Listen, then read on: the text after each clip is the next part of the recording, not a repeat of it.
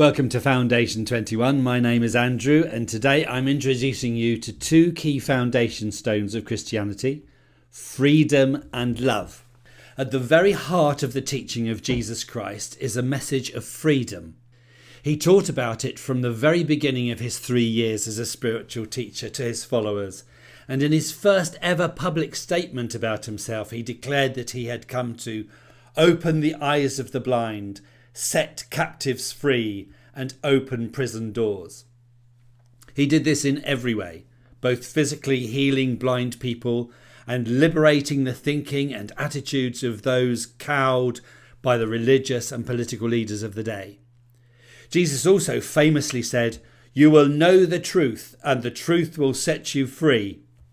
They did, and it did.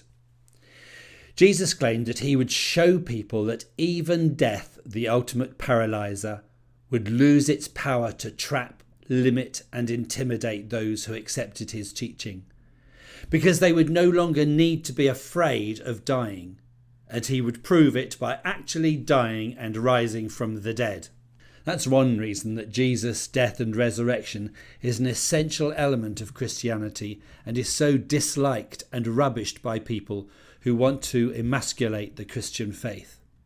The freedom Jesus taught included freedom from selfish compulsions, freedom from having to attain a given standard of behaviour before you are apparently acceptable to God, from constantly having to live by imposed rules, from having to please people all the time, from the fear of divine punishment if you disobey the rules, and freedom from a nagging sense of guilt and immediate result of receiving God's forgiveness, and other things like that. For the people then and people today, this inner emotional and spiritual freedom is transformational.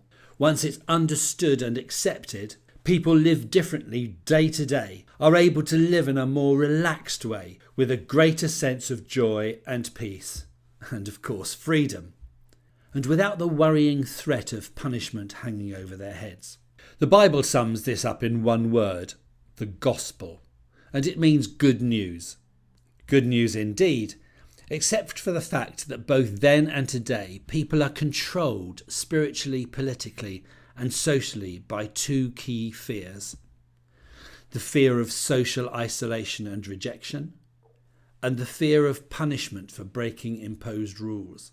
Those who teach that we no longer have to live trapped by such fears are at serious risk of persecution and are persecuted across the world today.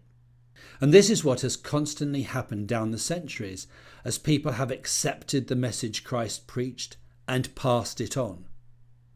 No other religion or faith proclaims this freedom in the way that Christianity does. There are no more got-tos for a person who puts Christ's message first and allows his spirit to change them from the inside.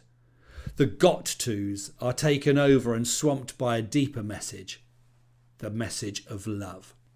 And of course, freedom and love are diametrically opposite to things like coercion and imposition. Jesus made it very clear that he was motivated by love and would supernaturally put that motivation into his followers' hearts if they wanted him to, clicked into place deep inside, and they would from then on be guided by it. All they needed to do was ask him to do so, and he would. Sometimes that was immediate, sometimes it took a little while. He said that people would soon be able to recognise his followers by the way they loved each other. And he modelled this love for his followers, constantly caring for them and the people around him, even people who couldn't stand the sight of him, his enemies. He loved them too. He didn't love people to prove a point or be a role model. He did it because he felt it and meant it. He wasn't afraid either, so was deemed a significant threat to law and order, and to those who decided what the laws and the order were to be, usually with them at the top of the pecking order. And on the basis of that perceived threat, they literally crucified him. But his love and freedom live on. He rose from the dead and sent his followers out to disseminate the information worldwide. In order to do that successfully, he knew they would need the power and authority of his Holy Spirit within them, so he gave them his Spirit, the Spirit of Christ too. You can read about how that happened in the Bible, in the book of Acts. It resulted in a breathtaking turnaround for his followers, who moved immediately from cowering to courage. The result was an unstoppable explosion of freedom and love.